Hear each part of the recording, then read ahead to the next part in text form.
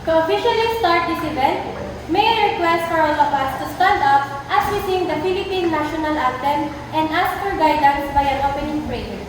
Good day to each and everyone. We are gathered here today to witness the meeting de avance of our candidates for our SK officials. As we all know, voting is one of our most powerful tools as citizens. Kapag tayo ay bumuboto, hindi lang tayo basta-basta pumipili ng kandidato. Hinuhubog natin at ipinagkakatiwala sa kanila ang ating komunidad, lalo na sa eleksyon na ito, ang ating barangay kung paano ito pamumunuan ng mapipili natin tatayo bilang opisyal ng Sangguniang Kabataan. Huwag na natin patagalin pa. Halina't kilalanin na natin ang mga kandidatong angat ang kabutihan at kaayusan ng ating mga kabataan. Please welcome our SK candidate from the BSK Party List, SK Chairperson candidate, Mr. Kyle R.J. Batory. Together with the SK Kagawad candidates, Ms. Janine Yutan, Ms. Eliza Valdez, and Mr. Don Saldebar. At this juncture, let us lend our ears to listen to speeches of our candidates.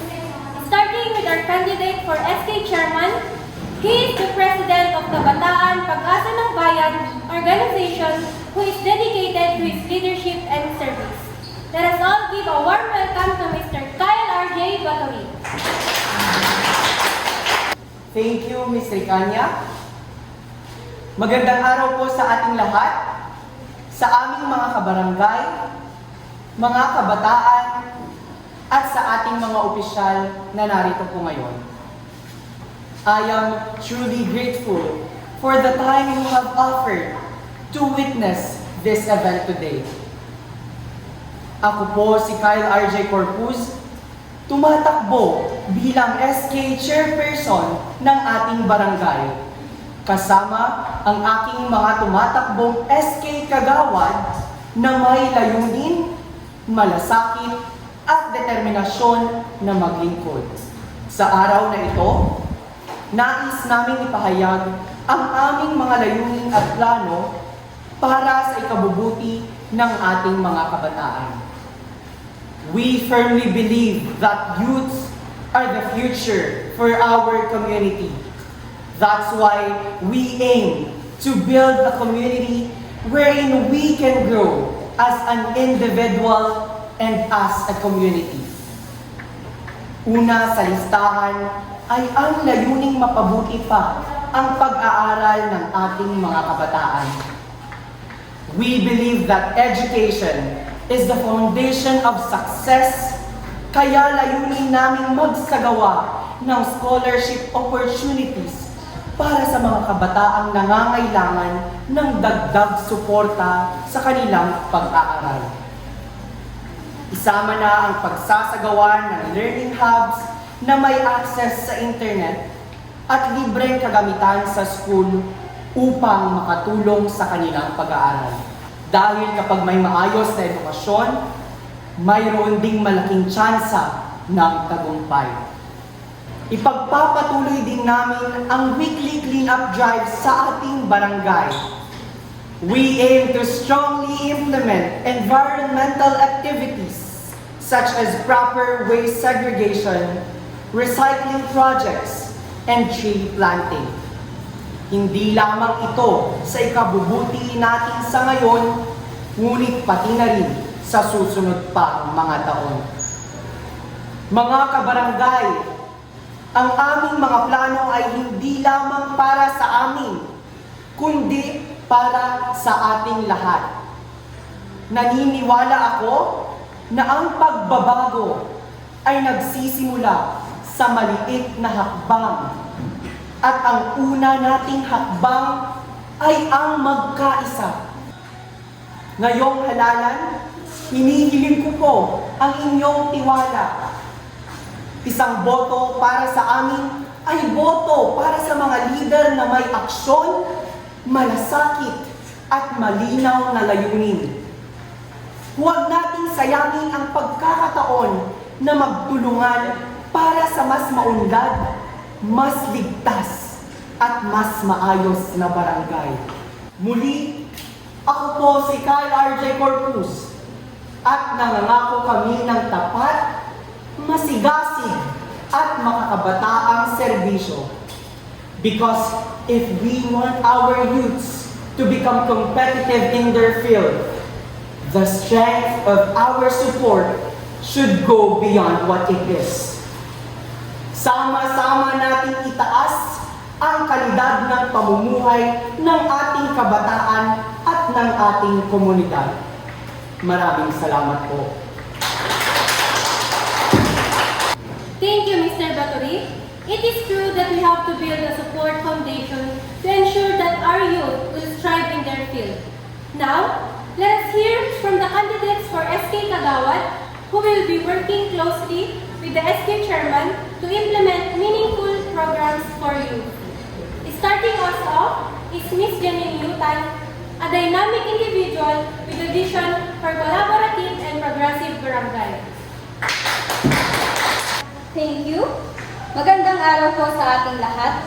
Ako po si Janine Yutan, tumatakbo bilang SK Kagawad ng ating barangay.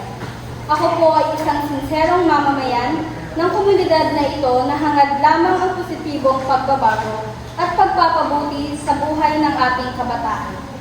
Tulad nga po ng sinabi ni Ginoong Baturi, youths are the future of our community. That's why we are here to serve as a bridge towards empowering youth to become engaged and productive citizens for us to have a better environment to grow and thrive in. Nabanggit na nga po ni Ginoong Baturi, ang pangunahing plataforma nais namin italaga, which is about the quality education of our youth. Subalit, hindi lamang dyan nagtatapos sapagkat may iba pang sektor sa ating komunidad na nais naming tutukan. Tulad na lamang ang kaligtasan ng ating mga kabataan sa publiko. We will also prioritize the safety of our youth because, as we all know, talamak na ang hindi magagandang gawain sa panahon natin ngayon. We will conduct safety initiatives by working hand in hand with the local law enforcement and safety organizations and implement proactive measures to reduce violence and insecurity. By this, we can ensure the security of our youths in the community wherein everyone can function normally without carrying any fear and anxiety. Isa pang sektor na nais naming tutukan ay ang kakayahan ng ating mga kabataan. We aim to empower youth from themselves by further developing their skills. This can be achieved through a collaborative effort by implementing workshops on leadership, entrepreneurship, and life skills. Because we firmly believe that there are unleashed potentials among our youth. Sa ganitong paraan, mas magiging malinaw ang kanilang daan tungo sa kinabukasan. Ito ay ilan lamang sa aming plataforma, ang iba naman ay mapag-uusapan pa mamaya. Muli, ako po si Janine Yutan, tumatakbo bilang SK Kagawad, hindi lamang pagsisilbi ang layunin, ngunit ang makinig at makipagtulungan din sa ating mga kabataan. Kaya sa darating na halalan, naway bigyan ninyo ako ng pagkakataong maging inyong kinatawanan. I encourage all of you to vote wisely and elect a leader who genuinely cares about the welfare of our youth. Ayun lamang po, maraming salamat. Thank you, Ms. Yutan. Nakakagaan sa loob na isa sa prioridad ninyo ang kaligtasan ng ating mga kabataan, lalo na sa panahong mayroon tayo ngayon. Now, let's welcome Mr. Dom Saldivar, who is ready to bring innovative ideas to our community. Magandang araw po sa inyong lahat. Mga kababayan, mga kabataan, at mga mahal kong kabarangay. Ako po si Dom Saldivar at nakatayo ako sa harap ninyo ngayon bilang kandidato para sa SK Kagawad. Nais kong ibahagi sa inyo ang aming mga plano para sa ating barangay. Ito po ay mga plano na isasagawa namin pagkatapos ng mga naunang nabanggit ng aking mga kaalyado. Lalo na sa edukasyon na pinaka-tinututukan ng aming partido. Teknolohiya, at mga serbisyo na makikinabang sa ating mga kabataan. Isa po sa napansin naming malaking issue na kinakaharap natin ngayon ay ang kakulangan sa access sa internet at mga kagamitan para sa edukasyon. Sa panahon ngayon na digital na, mahalaga na magkaroon tayo ng access sa modernong teknolohiya para patuloy tayong matuto at mapabuti ang ating mga kasanayan. Kaya po, kung kami po ay inyong pagkakatiwalaan bilang SK Kagawad, magsusulong tayo ng mga serbisyong libreng Wi-Fi at libreng serbisyo sa pag-iimprenta dito sa ating barangay upang matulungan ang bawat kabataan at residente na magkaroon ng pantay-pantay na oportunidad para sa kanilang edukasyon at iba pang pangangailangan. Ipapanukala po namin na magbigay ng libreng Wi-Fi sa mga pampublikong lugar tulad ng barangay hall, youth centers, at mga open spaces. Sa ganitong paraan, magkakaroon ang ating mga kabataan ng madaling access sa online learning platforms, research materials, at iba pang mga mapagkukunan para sa edukasyon. Sa libreng internet, magkakaroon sila ng pantay-pantay na oportunidad upang mapabuti ang kanilang kaalaman at kasanayan. Pangalawa, ang pagbibigay ng libreng serbisyo sa pag-iimprenta. Maraming estudyante at kabataan ang nahihirapan sa gastos ng mga pangunahing materials sa paaralan. Kung kami po ay bibigyan ng pagkakataon na magsilbi, magbibigay kami ng libreng serbisyo sa pag-iimprenta para sa mga kabataan at residente ng ating barangay. Sa ganitong paraan, madali nilang maiimprenta ang kanilang mga school projects, reports, at iba pang mga dokumento nang hindi kinakabahan sa gastos o paghahanap ng ibang lugar para mag-print. Sa pamamagitan po ng mga serbisyong ito, libreng Wi-Fi at libreng pag-iimprenta, makakapagbigay tayo ng pantay-pantay na oportunidad para sa ating mga kabataan. Ang edukasyon ay hindi dapat hadlang ng kakulangan sa mga mapagkukunan. At ang aming layunin ay gawing mas madali at mas accessible ang ating pagkatuto para sa lahat. Huwag po nating kalimutan na ang mga kabataan ngayon ay sila rin ang mga leader bukas. Sa pamamagitan ng ating pagkakaisa at operasyon, maaari nating isagawa ang mga hakbang na ito upang patatagin ang ating komunidad at matiyak ang ating mga kabataan ay may mas maliwanag na hinaharap. Maraming salamat po at naway magpatuloy ang ating pagkakaisa para sa isang mas maginhawang barangay at mas magaan na buhay para sa ating mga kabataan. Thank you, Mr. Saldivar. Those will truly help our youths in the academic field.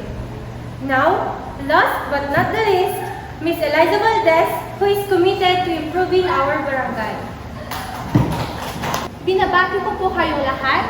Narito po ako bilang inyong kandidato para sa SK Kagawad at labis po akong nagpapasalamat sa pagkakataong makapagsalita sa inyong harapan.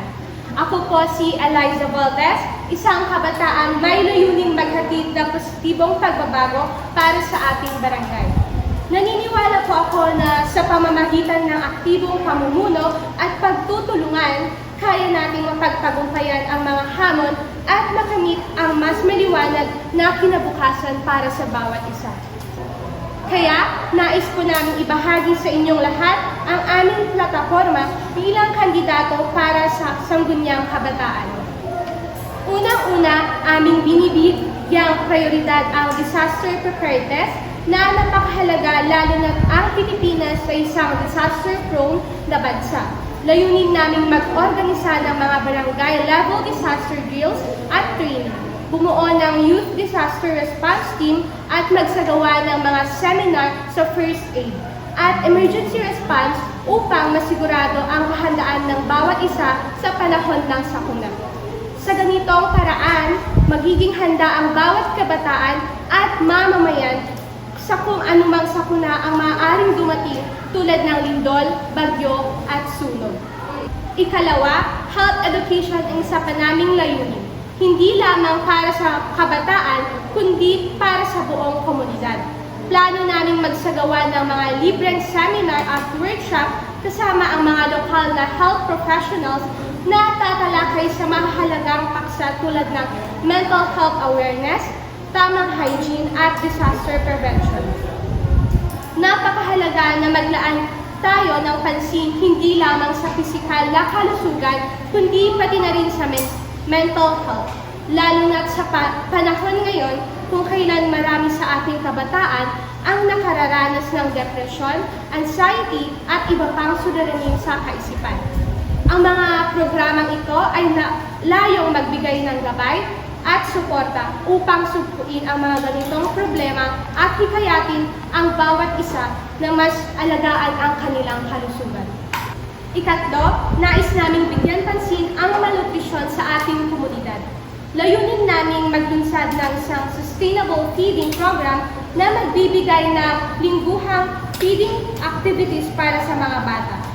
Sa pakikipagtulungan sa mga opisyal na barangay, sponsors at lokal na magsasaka, masisiguro natin na sariwa at masustansya ang pagkain ihahain. Mahalaga na bigyan natin ng sapat na nutrisyon ang ating kabataan dahil sila ang susunod na henerasyon na maglilingkod at magtataguyod sa ating bayan. Ang lahat ng ito ay aming isusulong para sa ikabubuti ng ating barangay at komunidad. Naniniwala ako na ang ating pagkakaisa at pakikilahok ang magdadala ng tunay na pagbabago. Maraming salamat po at umaasa ako sa inyong suporta. Thank you, SK candidates. Now that we have already heard their platforms, may we proceed with the question and answer portion. The audience will ask questions that will be answered by our SK candidates. Okay, we already have our first question. How will you ensure transparency in your administration? What we can do about that is to implement regular updates such as monthly reports of activities and expenditures. We can also include documentations of budget and project plans. Maraming salamat. As a running public servant, what do you envision for your role and for the community? The role of a public servant is aligned to effective governance and commitment. We envision ourselves as a representative, ang maging boses ng aming pinangatawan in accordance to their needs and concerns, focusing on the collective goals we have come up with to enhance the well-being of our youth. These fulfillments will foster stronger, unified, and participative community. Thank you. So here's your question. Organizations like SK often face limitations in terms of resources. How do you plan to overcome this challenge and still make a meaningful impact on youths? To overcome such challenges, we will look for effective strategies such as prioritizing budget allocation for educational measures, help and support social-cultural events, travels, and seminars, office supplies, and disaster risk reduction management. Okay, so that's all for the question and answer. Ladies and gentlemen, these are your candidates from the BSK party list, all eager to lead and make a difference in our barangay. Let's give them another round of applause.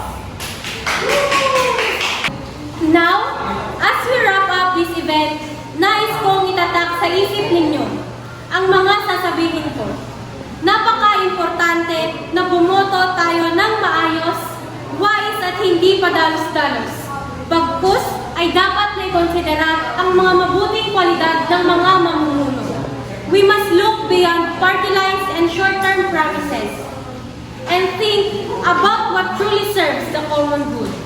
Informed, thoughtful voting is an act of responsibility that ensures our democracy remains strong and that we, as a society, as kabataan, move toward a better future. So let's take the time to educate ourselves, engage in meaningful discussions, and vote with purpose. Vote with purpose, choose with care. Your decision today shapes tomorrow's world. Thank you and good day, everyone.